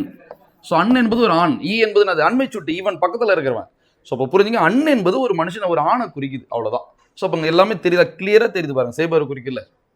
அவர் அருன்றோம்ல, அவர் அர், அவர்னா பலரை குறிக்குது. இல்லை ஒரு மரியாதை நிமித்தமாக நம்ம அவர்னு கூப்பிடலாம். சரி, அரு என்பது ஒரு பன்மை விகுதி தான். சரியா? ஸோ புரிய நினைக்கிறேன். இப்போ பார்க்கலாம். தெரிநிலை வினைமுற்று, குறிப்பு வினைமுற்று. ஃபர்ஸ்ட் விளக்கத்தை மைண்டில் வச்சுக்கலாம், அப்புறம் எடுத்துக்காட்டுக்கு போகலாம். ஒரு செயல் நடைபெற 6 அடிப்படையானவை. ஒரு செயல் நடைபெற எத்தனை அடிப்படையானவை? 6. அந்த 6 என்ன? செய்பவர், கருவி, நிலம், செயல், காலம், செய்பொருள். புரியும் நினைக்கிறவங்களுக்கு நான் ஷார்ட்கட் கூட சொல்லிக் கொடுத்தேன். ஒரு செயல் நடைபெற 6 அடிப்படையானவை. அந்த 6 என்னது? செய்பவர், கருவி, நிலம், செயல், காலம், செய்பொருள். இந்த 6ல் சரி, இந்த 6ம் ஒரு செயல் நடைபெற 6 அடிப்படையானவை. இந்த 6ம் வெளிப்படுமாறு அமையும் வினைமுற்று தெரிநிலை வினைமுற்று. சிம்பிளான விளக்கம் தான். சரியா? ஒரு செயல் நடைபெற 6 அடிப்படையானவை. அந்த 6 என்ன? செய்பவர், கருவி, நிலம், செயல், காலம், செய்பொருள். இந்த 6மே வெளிப்படுமாறு அமையும் வினைமுற்று தெரிநிலை வினைமுற்று. எடுத்துக்காட்டு என்ன பார்த்தோம்? எழுதினால். என்ன காலம்? காலம் மட்டும் செக் பண்ண போதும் சொன்னால. செயல், காலம் 2 வேணா செக் பண்ணீங்க. இல்லைன்னா செயல் இருக்கு, எழுதுன்ற செயல் இருக்கா, எழுதினால் காலம் இருக்கா. ஸோ இப்போ என்ன வினைமுற்று? தெரிநிலை வினைமுற்று. அவ்வளவுதான். அடுத்து குறிப்பு வினைமுற்று பாருங்க. பொருள், இடம், காலம், சினை, பண்பு, தொழில் இந்த 6ல் ஒன்றை மட்டும் அடிப்படையாக கொண்டு காலத்தை வெளிப்படையாக காட்டாமல் செய்பவரை மட்டுமே குறிப்பால் உணர்த்துவது குறிப்பு வினைமுற்று எனப்படும். ஸோ இதை வச்சு நீங்கள் விளக்கத்தை கிளியராக புரிஞ்சுக்கலாம் பாருங்க. இங்கேயும் அதாவது இங்கேயும் 6 இருக்கு, இங்கேயும் 6 இருக்கு, இங்கேயும் 6 இருக்கு. இந்த 6 என்னது? செய்பவர், கருவி, நிலம், செயல், காலம், செய்பொருள். இந்த 6 என்னது? பொருள், இடம், காலம், சினை, பண்பு, தொழில். இங்க 6யுமே காட்டும். இங்க 6த்துல 1 தான் காட்டும். இது காலம் காட்டும், இது காலம் காட்டாது. சரி, காலத்தை காட்டாம யாரை காட்டும்? செய்பவரை காட்டும். ஸோ இவ்வளோதான் விளக்கம். சரியா? ஸோ அப்போ பொருள், இடம், காலம், சினை, பண்பு, தொழில், இந்த 6ல் ஒன்றை மட்டும் அடிப்படையாக கொண்டு காலத்தை வெளிப்படையாக காட்டாமல் செய்பவரை மட்டுமே வெளிப்படையாக காட்டுவது என்ன வினைமுற்று? குறிப்பு வினைமுற்று. அது குறிப்பால தான் அது வினைமுற்று. ஸோ அப்போ காலம் எப்படி இருக்கும்? உள்ள குறிப்பா தான் இருக்கும். சரியா? வினைனாலே காலம், ஒரு பெயர் சொல் காலம் காட்டாது, ஒரு வினைச்சொல் காலம் காட்டு. ஏன்னா ஒரு வினை நடந்தா அது எப்போ நடந்துச்சுன்னு ஒரு கான்செப்ட் இருக்கணும்ல. இப்போ மரம் இதில் வச்சு காலம் இருக்கு, அது ஒரு பெயர் சொல், அதில் காலம் இருக்க வாய்ப்பே இல்லை. ஸோ ஒரு வினைச்சொல் தான் காலம் காட்டும். ஸோ அதனால தான் குறிப்பு வினைமுற்றில் காலம் எப்படி இருக்கும்? குறிப்பாக தான் இருக்கும். ஸோ உங்களுக்கு விளக்கம் புரிஞ்சாலே எனக்கு தெரிஞ்சு போதுமானது தான். நீங்கள் குறிப்பு வினைமுற்றில் இருக்க எடுத்துக்காட்டு இன்னுமே நம்ம முழுமையாக புரியலையேன்னா நீங்கள் குழம்பாதீங்க. அது கண்டிப்பாக புரியாமல் இருக்கிறது உங்களுக்கு நல்லதுன்னு சொல்ல வரேன். ஏன்னா அது கொஞ்சம் ஆழமான கான்செப்ட்னு சொல்ல வரேன். நீங்கள் இன்னும் இலக்கணம் நிறையா படிக்க கண்டிப்பாக குறிப்பு வினைமுற்று உங்களுக்கு கிளியராக புரியும். சரி, அடுத்து போயிடலாமா? இப்போ குறிப்பு வினைமுற்றுக்கு ஒரு எடுத்துக்காட்டு பார்க்கலாமா? கண்ணன் பாருங்க. பொருள், இடம், காலம், சினை, பண்பு, தொழில், இந்த 6ல் எதை அடிப்படையாக கொண்டிருக்கு? சினை அடிப்படையாக கொண்டிருக்கா? கண் பிளஸ் அன். பிரிச்சா கிளியரா புரியும். கண் பிளஸ் அன். ஸோ அப்போ சினை அடிப்படையாக கொண்டிருக்கா? காலத்தை எங்கேயாச்சும் காட்டுதா? காட்டாது. செய்பவரை மட்டும் காட்டும். இதே பாருங்க, இப்போ இந்த கண்ணனை பிரிச்சுட்டு என்னெல்லாம் காட்டுது உங்களுக்கு தெரியுது இல்லை? ஸோ ஒரு சினையை காட்டுது, செய்பவரை காட்டுது, ஆனால் என்ன பண்ணல? காலத்தை காட்டலை. இதுதான் என்ன வினைமுற்று? குறிப்பு வினைமுற்று. ஸோ இப்போ இங்கேயும் 6, இங்கேயும் 6, இது 6யுமே காட்டும், இது 6ல் 1 தான் காட்டும். அது காலத்தை காட்டு, இது காலத்தை காட்டாது. காலத்தை காட்டாமல் என்ன காட்டுனா செய்பவரை காட்டும். சரியா? அடுத்து ஏவல் வினைமுற்று, வியங்கல் வினைமுற்று. அது ரொம்ப ஈஸி. ஏவல் வினைமுற்று, வியங்கல் வினைமுற்றுலாம் கிளியரா புரிஞ்சுக்கலாம். பார்க்கலாமா? ஏவல் வினைமுற்று அதையுமே நம்ம தனித்தனியாக பார்த்துட்டு திரும்ப தொகுத்து ஒன்றா பார்த்தலாம். ஏவல் வினைமுற்று, வியங்கல் வினைமுற்றும். ஃபர்ஸ்ட் ஏவல் வினைமுற்று.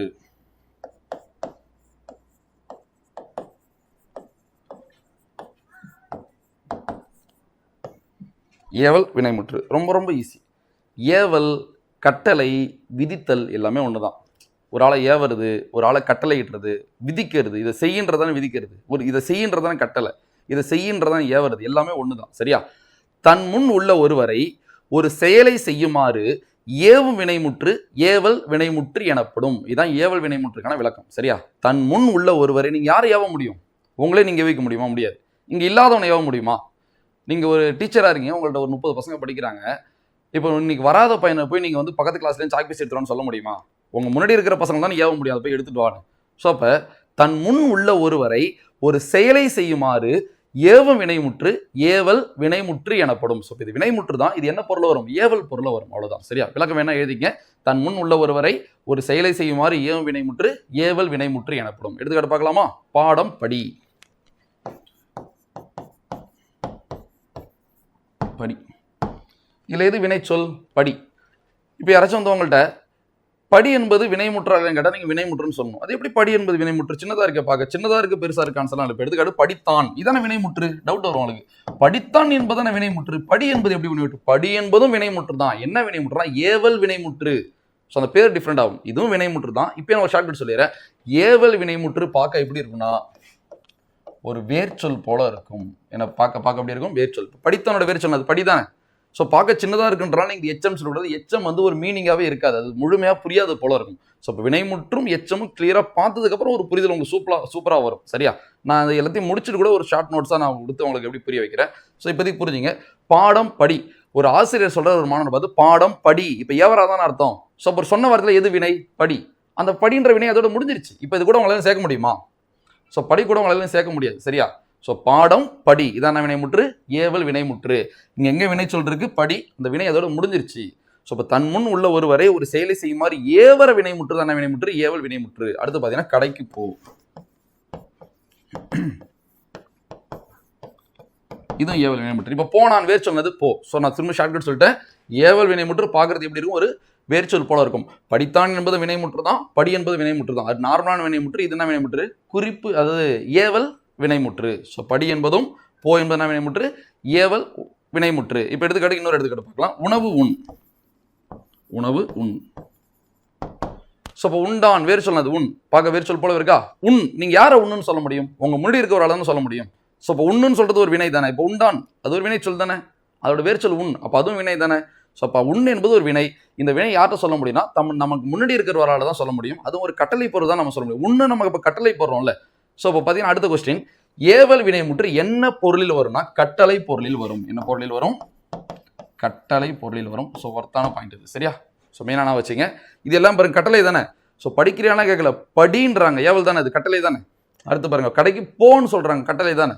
உணவு உண் சொல்றாங்க, அது கட்டளை தானே. ஸோ அவ்வளோதான். ஸோ இப்போ ஏவல் வினைமுற்று என்ன பொருளில் வரும்? கட்டளை பொருளில் வரும். அடுத்தது ஏவல் வினைமுற்று எந்த இடத்தில் வரும்னா முன்னிலையில் வரும். எவ்வளோ ஈஸியாக இருக்கு, முன்னிலை. ஏன்னா நீங்கள் யாரை ஏவ முடியும்? நான் அப்போ தான் சொன்னேன், உங்கள் முன்னாடி இருக்கால தான் ஏவ முடியும். ஸோ மூணே விஷயம் தெரிஞ்சுங்க. தன் முன் உள்ள ஒருவரை ஒரு செயலை செய்யுமாறு ஏவும் வினைமுற்று ஏவல் வினைமுற்று. அடுத்தது ஏவல் வினைமுற்று என்ன பொருளில் வரும்? கட்டளை பொருளில் வரும்.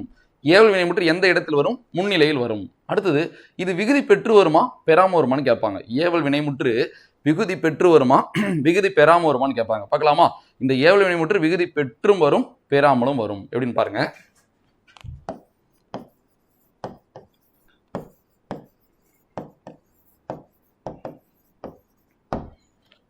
எழுது எழுதுங்கள். ஸோ பாருங்க, இப்போ ஒரு ஆளை எழுதுன்னு சொல்லலாமா? பல பேர் இருந்தா எழுதுங்கள்னு சொல்லலாமா? ரெண்டுமே என்னது? ஏவர் தானே, சரியா? ஸோ இப்போ எழுதுனா ஒருமை, எழுதுங்கள்னா என்னது? பன்மை. உங்களுக்கு தெரியும் கல் என்பது என்ன விகுதி? பன்மை விகுதி. ஸோ அப்போ ஏவல் வினைமுற்று ஒருமையிலையும் வரும் பன்மையிலையும் வரும். அவ்வளோதான். பன்மைனா ரெண்டுக்கு மேற்பட்டதான பன்மை, ஒன்றுக்கு மேற்பட்டதான பன்மை. ஸோ ஒன்று இருந்தால் அது ஒருமை, ஒன்றுக்கு மேற்பட்டது பன்மை. நான் ரெண்டுன்னு போட்டிருக்கேன். ஸோ அப்போ கேட்பாங்க கொஸ்டின், ஏவல் வினைமுற்று ஒருமையில் வருமா பன்மையில் வருமானா? ஒருமையிலும் வரும் பன்மையிலையும் வரும். படின்னு சொல்லலாம், படிங்கள்னு சொல்லலாம்ல. போன்னு சொல்லலாம், போங்கள்னு சொல்லலாம்ல. உண்ணுன்னு சொல்லலாம், உண்ணுங்கள்னு சொல்லலாம்ல. ஸோ இப்போ ரெண்டுமே ஏவர் தானே. நான் ஒரு ஆளை ஏவறானா பல பேர் ஏவறான்றதான் கேள்வி. அப்போ ஒரு ஆளையும் ஏவலாம், பல பேரையும் ஏவலாம். ஸோ இப்போ எழுது என்பது ஒருமை, எழுதுங்கள் என்பது பன்மை. ஸோ இந்த பாயிண்ட் புரியும் நினைக்கிறேன். அடுத்து இன்னொரு பாயிண்ட் பார்க்கலாமா? இது விகுதி பெற்று வருமா விகுதி பெறாம வருமானு கேட்பாங்க. இது விகுதி பெற்று வருமா விகுதி பெறாம வருமானு கேட்பாங்க. ஏவல் வினைமுற்று விகுதி பெற்றும் வரும் விகுதி பெறாமலும் வரும். ஸோ பார்க்கலாமா? ஸோ விகுதினா நம்ம என்ன நினச்சிக்கிறோம்னா, ஒரு சொல்லோட இறுதியாக இருக்கிறது விகுதி. இறுதியாக இருக்கிறது தான் விகுதி, பட் ஒரு சொல்ல பொறுத்து தான் இருக்குது. இப்போ வேர் சொல்லுக்கு விகுதி கிடையாது, வேர் சொல்லுக்கு என்ன கிடையாது? விகுதி கிடையாது. அதுவே ஒரு பகுதி. இப்போ படித்தான், அதோட வேர் சொல் என்னது? படி. வேர் சொல் தான் பகுதி. ஸோ பகுதிக்கு விகுதி கிடையாது. ஸோ புரிஞ்சுங்க. படித்தான் எப்படி பிரிக்கலாம்னா,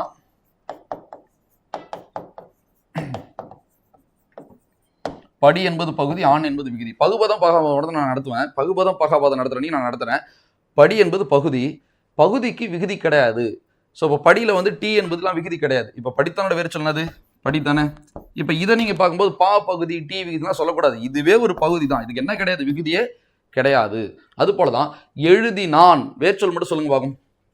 எழுதினான் வேர்ச்சொல் அது எழுது. ஸோ அப்போ எழுது என்பதான வேர்ச்சொல் பகுதியாக தானே. ஸோ அப்போ எழுது என்பதே ஒரு பகுதி தான். அப்போ இதுக்கு என்ன கிடையாது? விகுதி கிடையாது. எழுதுங்கள் கல் விகுதி இருக்கா? ஸோ அப்போ ஏவல் வினைமுற்று விகுதி பெற்றும் வரும் விகுதி பெறாமலும் வரும். ஸோ ஷார்ட் நோட்ஸ் மாதிரி இப்போ ஒரு கோடு போட்டோம்னா அது ஒரு சொல், டிக் அடிச்சுன்னா விகுதி இருக்குன்னு அர்த்தம், டிக் இன்ட்டு போட்டோம்னா விகுதி இல்லைன்னு அர்த்தம். சிம்பிளாக புரிஞ்சுக்கலாம்ல. ஸோ இவ்வளோ தான். இந்த 4 பாயிண்ட் தான் மெயினான பாயிண்ட்டு. ஸோ புரியும் நினைக்கிறேன். இந்த புக்கில் எப்படி கொடுத்துருப்பாங்க? எழுதுமின்னு கொடுத்துருப்பாங்க. எழுதுங்களை எப்படி கொடுத்துருப்பாங்கன்னா உங்களுக்கு எழுதுமின்னு கொடுத்துருப்பாங்க. இதெல்லாம் அந்த காலத்து வழக்கு. நான் இப்போ உங்களுக்கு புரியுற மாதிரி டக்குன்னு எழுதி போட்டேன். எழுது மின், இது ஒருமையா பன்மை கேட்டால் நீங்கள் பன்மைன்னு சொல்லணும். இதில் என்ன விகுதி இருக்குது? மின். மின் என்பது பன்மை விகுதி. ஓடு மின், ஓடுமின்னா ஓடுங்கள்னு அர்த்தம். எழுமின், எழுமின்னா எழுங்கள்னு அர்த்தம். ஸோ புரிஞ்சுங்க, சரியா? அவ்வளோதான். ரீகால் பண்ணிடலாமா? ஏவல் வினைமுற்று தன் முன் உள்ள ஒருவரை ஒரு செயலை செய்யுமாறு ஏவும் வினைமுற்று ஏவல் வினைமுற்று. சரியா? எடுத்துக்காட்டுனது கடைக்கு போ, பாடம் படி. இது பார்க்க வேர்ச்சொல் போல இருக்கும். இது என்ன பொருள் இருக்குன்னா கட்டளை பொருள் இருக்கும். பாருங்க, கடைக்கு போன்றது ஒரு கட்டளை தானே. ஸோ கட்டளை பொருள் இருக்கும். இது எந்த இடம்? முன்னிலை. ஸோ இப்போ தன் முன் உள்ளவருன்னு சொன்னோம்ல, நீங்கள் யாரை கட்டளை இட முடியும்? உங்களுக்கு முன்னாடி இருக்கால தான் கட்டளை இட முடியும். ஸோ இதென்ன பொருள் வரும்? கட்டளை பொருள் வரும். எந்த இடத்துல வரும்? முன்னிலையில் வரும்.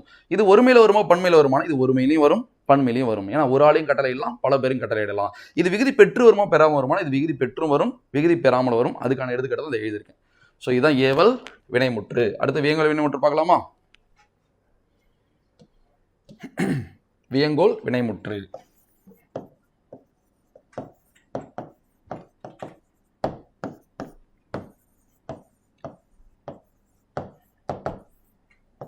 இதில் 2 பாயிண்ட் தான்.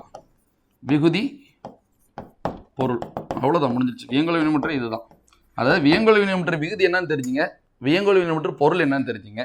வியங்கோல் வினைமுற்றோட விகுதி பார்த்தீங்கன்னா கா இய இயர் அல், இதான் விகுதி. அது என்னென்ன பொருள் வரும்னா வாழ்த்தல், வைதல், வேண்டல், விதித்தல்.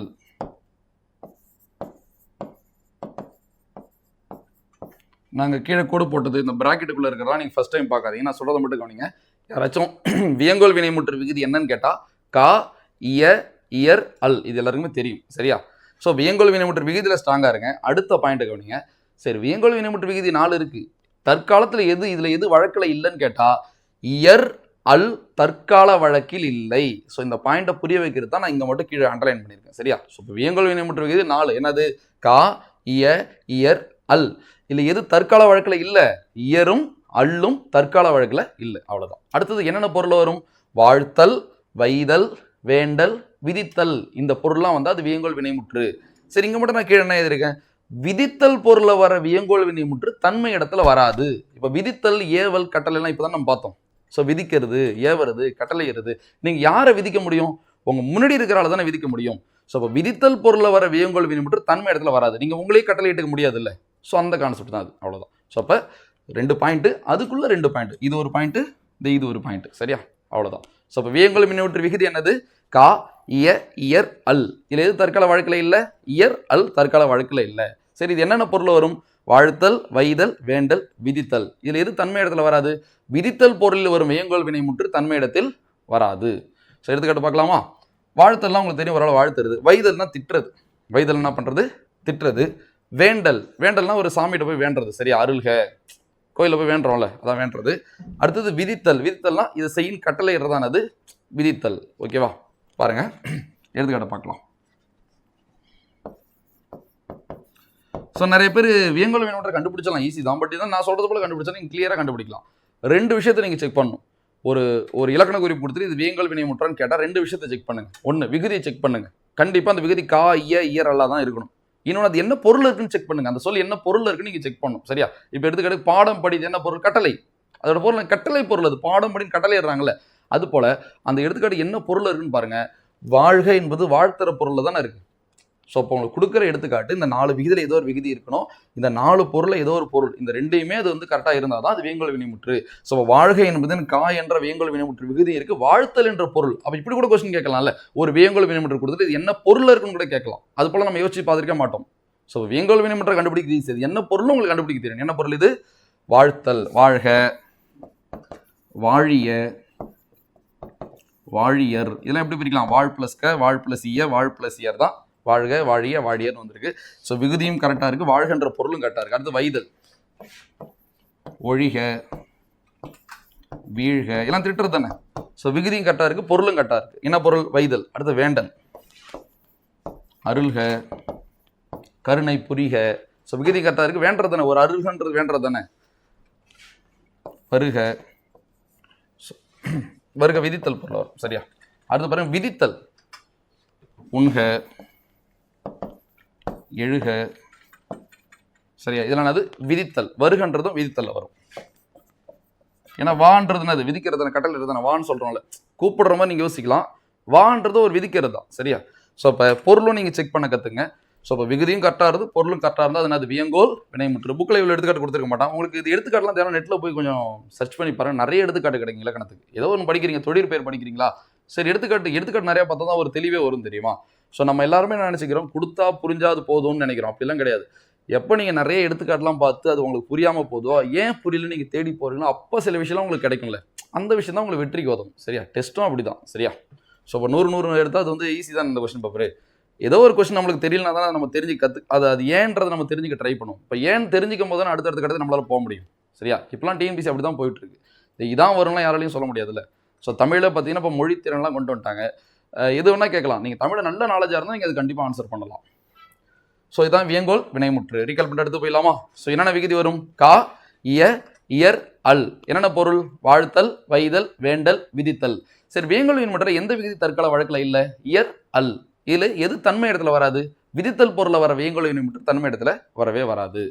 அடுத்து இன்னொரு பாயிண்ட் இருக்கு இதில் முக்கியமானது. இது இருத்திணை ஐம்பால் மூவிடத்தில் வரும்.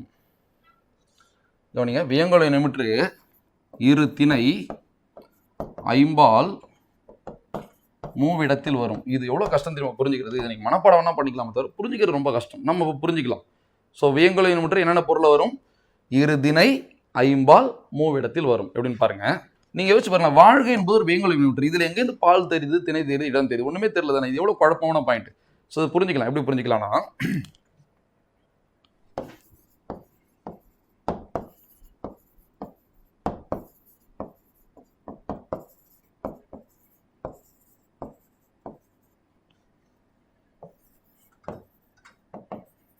அவன் வாழ்க ஆண்பால், அவள் வாழ்க பெண்பால், அவர் வாழ்க பலர்பால், அது வாழ்க ஒன்றன்பால், அவை வாழ்க பலவின்பால்.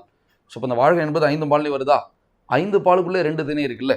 முதல் 3ம் உயர்திணை, கடைசி 2ம் அக்ரிணை. ஸோ இப்போ வியங்கோல் வினைமுற்று இருதிணை 5 வரும்ன்றதை நீங்கள் இதன் மூலயமா மட்டும்தான் புரிஞ்சிக்க முடியுமே தவிர மனப்பாடலாம் பண்ணால் மறந்துடும். சரியா? ஸோ நோட் பண்ணி வச்சுங்க. ஸோ இப்போ அவன் வாழ்கனா அது ஆண்பால், அவர் வாழ்கனா அது பலர்பால், அவள் வாழ்கனா அது பெண்பால், அது வாழ்கனா ஒன்றன்பால், அவை வாழ்கனா பலவின்பால். ஸோ இதிலே 5 இருதிணை அடங்கிடுச்சு. அடுத்து மூவிடம், நான் வாழ்க நீ வாழ்க அவன் வாழ்க. நோட் பண்ணிங்க. ஸோ இப்போ நான் வாழ்க என்பது நான் தன்மை, நீ வாழ்க என்பது முன்னிலை, அவன் வாழ்க என்பது படற்கை. அவ்வளோதான். சரியா? இது எல்லாமே படற்கை தான். அவன் வாழ்க, அவன்னா யார்? வேற ஒருத்தன் தானே, அவள்னா வேற யாரோ ஒருத்தவங்க தானே. ஸோ இப்போ புரியுதா? இந்த பாயிண்ட் ரொம்ப ரொம்ப முக்கியமானது.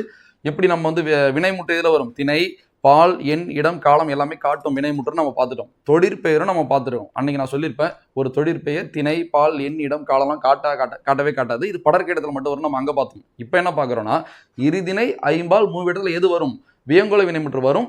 அது எப்படி வரும்ன்றதை நான் எழுதி போட்டிருக்கேன். 3 இடத்துக்கு நீங்கள் எழுதிங்க. நான் வாழ்க, நீ வாழ்க, அவன் வாழ்க. சரியா? ஸோ 4மே பார்த்தாச்சு. ஸோ 4ஐயும் சேர்த்து ஒரு ஷார்ட் நோட்ஸாக பார்த்துட்டாங்கன்னு எடுத்து போயிடலாமா? அப்படியே அந்த பிடிஎஃப் ரீட் பண்ணிட்டா முடிஞ்சிடும்.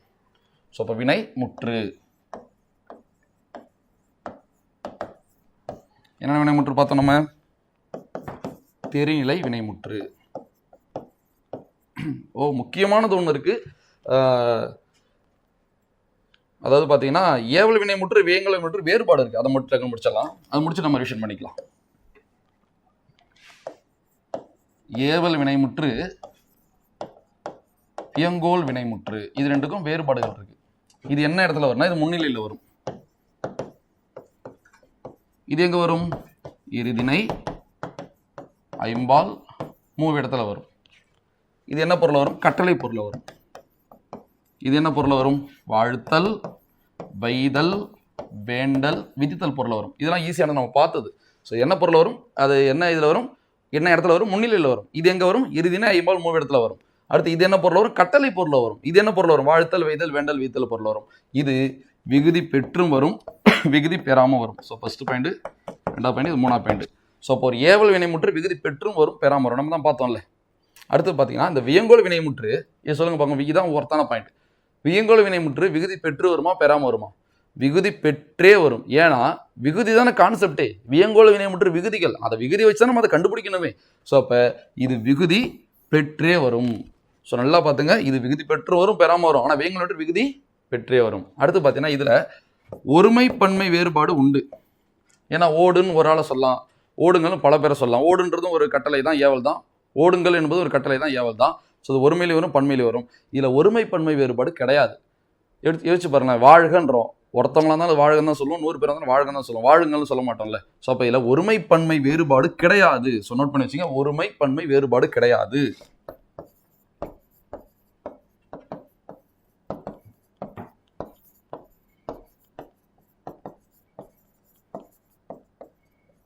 ஸோ இந்த 2 பாயிண்ட் உங்களுக்கு புதுசாக இருக்கும். எந்த பாயிண்ட்? இந்த பாயிண்ட்டும் இந்த பாயிண்ட்டும். ஸோ தயவுசெய்து இந்த 2 பாயிண்ட் மட்டும் மைண்டில் வச்சுங்க. வியங்கோல் வினைமுற்று விகுதி பெற்றே வரும். ஏன்னா இது தவிர்த்து மற்ற எல்லா பாயிண்டும் உங்களுக்கு தெரிஞ்சது. வியங்கோல் வினைமுற்று விகுதி பெற்றே வரும். அடுத்து பார்த்தீங்கன்னா இது ஒருமை பன்மை வேறுபாடு இதில் கிடையாது. சரியா? அவ்வளோதான். ஏவல் வினைமுற்றுக்கும் வியங்கோல் வினைமுற்றுக்கான வேறுபாடுகள். இதுவும் புக்கில் அழகாக பாக்ஸாக கொடுத்துருப்பாங்க, நம்மள்ட்ட இருக்கு, பார்க்கலாம். சரி, இப்போ அந்த ஷார்ட் நோட்ஸ் பார்க்கலாம். வினைமுற்று, தெரிநிலை வினைமுற்று, குறிப்பு வினைமுற்று.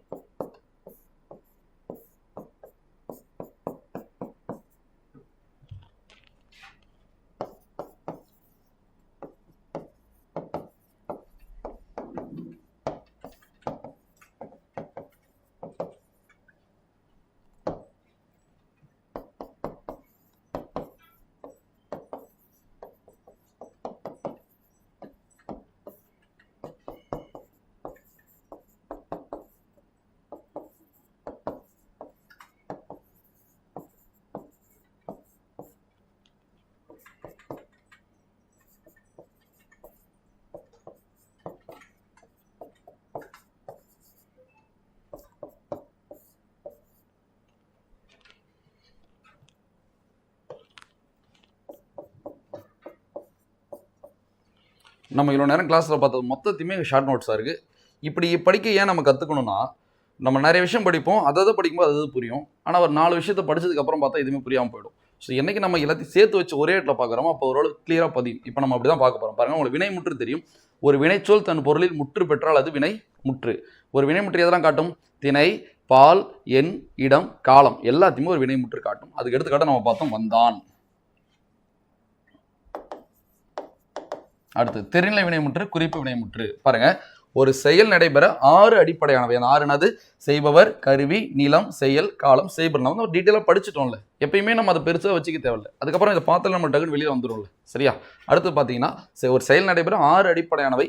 அந்த 6மே வெளிப்படுமாறு அமையும் வினைமுற்று தெரிநிலை வினைமுற்று. ஸோ விளக்கம் இதுதான். அதுக்கு எடுத்துக்காட்டு எழுதினால் இந்த உங்களுக்கு தெரியும். இந்த எழுதினால் இந்த 6மே காட்டும். நீங்கள் 6மே செக் பண்ணிட்டு இருக்க தேவையில்லை, செயலின் காலத்தை செக் பண்ணாலே போதும். அடுத்து குறிப்பு வினைமுற்று. பொருள், இடம், காலம், சினை, பண்பு, தொழில். இந்த 6ல் ஒன்றை மட்டும் அடிப்படையாக கொண்டு காலத்தை வெளிப்படையாக காட்டாமல் செய்பவரை மட்டுமே வெளிப்படையாக காட்டுவது குறிப்பு வினைமுற்று. சரியா? எடுத்துக்காட்டு பார்த்தீங்கன்னா கரியன். இந்த கரியன் என்பது பார்த்தீங்கன்னா இந்த 6ல் ஒன்னதான் அடிப்படையாக கொண்டுரும். எதை? பண்பு, கருமை என்ற பண்பு அடிப்படையாக கொண்டுரும். காலத்தை காட்டாது. செய்பவர் மட்டும் கரியன் அவனை காட்டுது இல்லை. கருமை நேரத்தை பெற்றவன் அவனை காட்டுது இல்லை. இதில் காலம் உள்ள குறிப்பாக தான் இருக்கும். பெற்றவன், பெறுகின்றவன், பெறுவன். காலம் உள்ள குறிப்பாக தான் இருக்கும். வெளிப்படையாக காலம் தெரியாது. அதான் அது குறிப்பு வினைமுற்று. ஸோ இப்போ இங்கேயும் 6, அங்கேயும் 6. இங்கே 6 என்னது?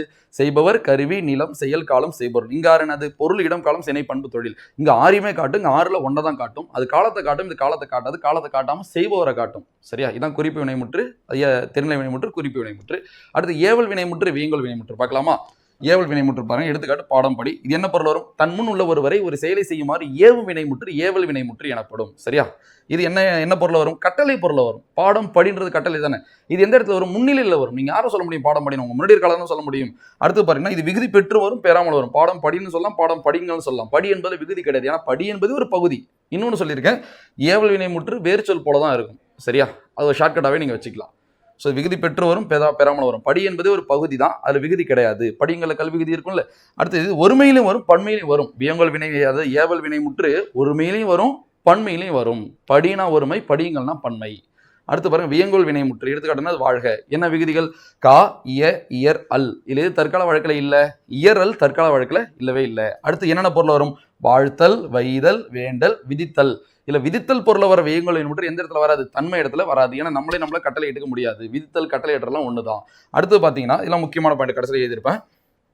வியங்கோல் வினைமுற்று எங்கெங்க வரும்னா, இருதிணை, ஐம்பால், மூவிடத்துல வரும். இதுக்கு நான் எடுத்துக்காட்டு எழுதி போட்டு நீங்கள் அதை வச்சு நான் வச்சுங்க. இது விகுதி பெற்றே வரும். வியங்கோல் வினைமுற்று எதை பெற்று வரும்? விகுதி பெற்றே வரும். இதில் ஒருமை பன்மை வேறுபாடு கிடையாது. இது ரெண்டும் அந்த வேறுபடுத்துக்கு பார்த்தோம்ல, அது தொடர்பான பாயிண்ட். இது ரெண்டும் மைண்டில் வச்சுங்க. இதுக்கு மேலே புக்கில் எதுவுமே இருக்காது. இதான் விஷயம். ஜஸ்ட் ரீட் பண்ணால் முடிஞ்சு போயிடும். பாருங்க, செயலை அடிப்படையாக கொண்ட சொற்கள். படித்தான், ஆடுகிறாள், பறந்தது, சென்ற, கண்டு. இல்லானது ஒரு வினைச்சொல். எல்லாரும் வினை இருக்குல்ல. படி என்ற வினை இருக்கு, ஆடுன்ற வினை இருக்கு, பறன்ற வினை இருக்கு, செல்லுன்ற வினை இருக்கு, கண்டு என்ன வினை? கான். சரியா? கான் என்பதோட வேர்ச்சொல். சரியா? ஸோ இப்போ எல்லாத்துலேயுமே வினை இருக்கு. அந்த வினை முடிஞ்சு இருக்கு. சரியா?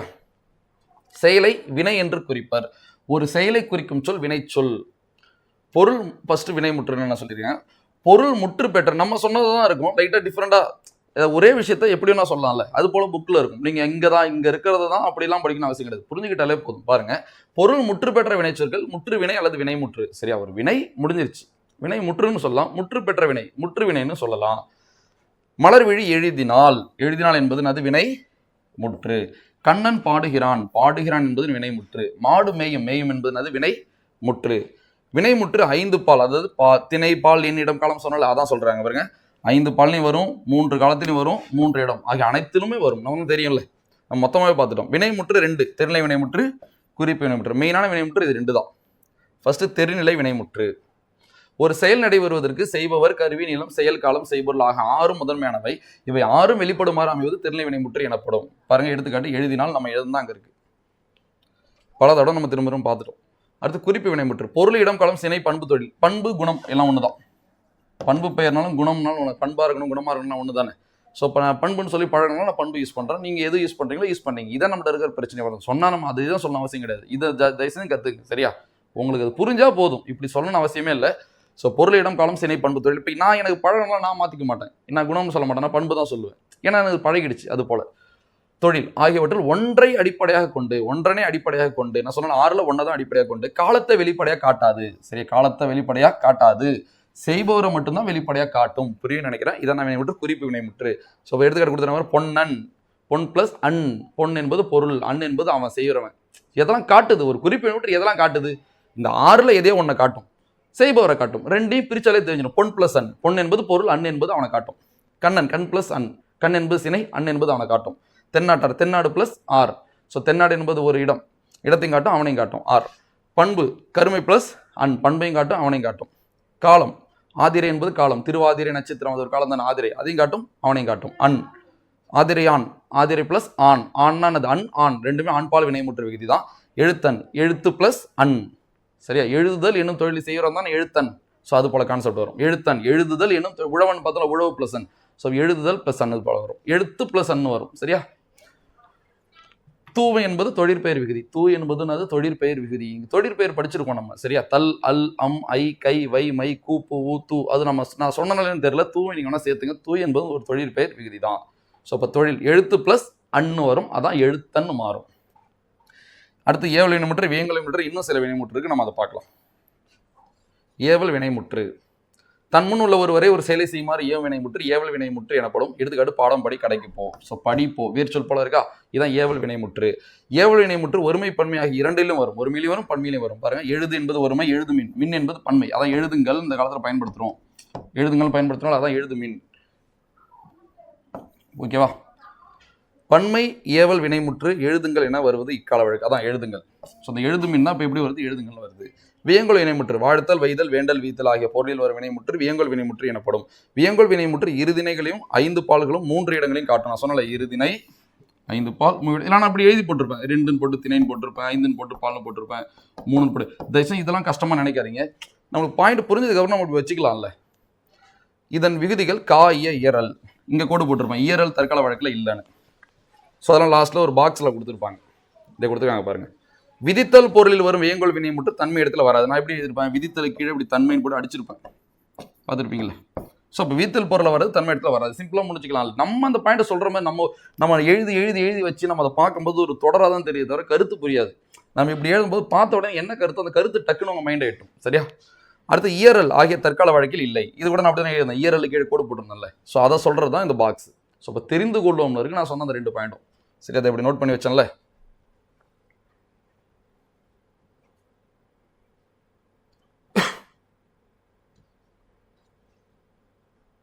இந்த கோடு போட்டதும் இந்த தன்மையை அடித்ததும் தெரிந்து கொள்வோம்ல இருக்குது. ஸோ ரெண்டுமே ஒருத்தான பாயிண்ட் பார்த்துங்க. சரி, முடிச்சிடலாம் பாருங்க. ஸோ இந்த பாக்ஸ், ஸோ முன்னிலையில் வரும் ஏவல் வினைமுற்று இந்த இடத்துல வரும், முன்னிலையில் வரும். அது இருதினை ஐம்பால் மூவிடத்தில் வரும். இது கட்டளை பொருள், அது என்ன கட்டளை பொருள் வரும், தேர்வன் கட்டளை பொருள் வரும். அது என்ன வரும்? வாழ்த்தல், வைதல், வேண்டல், வீத்தல் ஆகிய பொருள் வரும். இதில் ஒருமை பன்மை வேறுபாடு உண்டு, அதில் ஒருமை பன்மை வேறுபாடு இல்லை. ஸோ இப்போ வாழ்கனா எல்லாருக்குமே அதுதான், ஒருமை பன்மை வேறுபாடு கிடையாது. விகுதி பெற்றும் பெறாமல் வரும், விகுதி பெற்றும் வரும், பெறாமல் வரும், அது விகுதி பெற்றே வரும். இல்லை நம்ம வந்து ஒரு சிம்பிளாக அப்படி பார்த்தோம்ல, விகுதி பெற்றும் வரும், பெறாமல் வரும், விகுதி பெற்றே வரும். ஸோ இவ்வளோ தான் வினைமுற்று. ஸோ தயவு செஞ்சு எக்ஸாம் கொஞ்சம் டேட் சொல்லிட்டாங்க, இன்னும் ஒரு 125 நாள் தான் நம்மளுக்கு இருக்குது. ஸோ இப்போ இருக்கிறனால நீங்கள் கொஞ்சம் கிளியராக என்ன படித்தாலும் அதை ஆழமாக படிக்கிறதுங்க. நம்ம படிச்சுட்டு மறந்துட்டு திரும்ப வந்து படிக்கிறது தான் பிரச்சனையே. ஸோ எதை படித்தாலும் புரிஞ்சு கொஞ்சம் டைம் எடுத்தாலும் பரவாயில்ல, அது ஆழமாக படிச்சிங்கன்னா கொஞ்சம் போதும், சரியா? ஸோ அதுக்கேற்ற மாதிரி தான் நம்ம இந்த கிளாஸும் இன்றைக்கி நம்ம டீப்பாக பார்த்துருக்கோம். ஸோ அடுத்த கிளாஸை சந்திக்கலாம். நன்றி.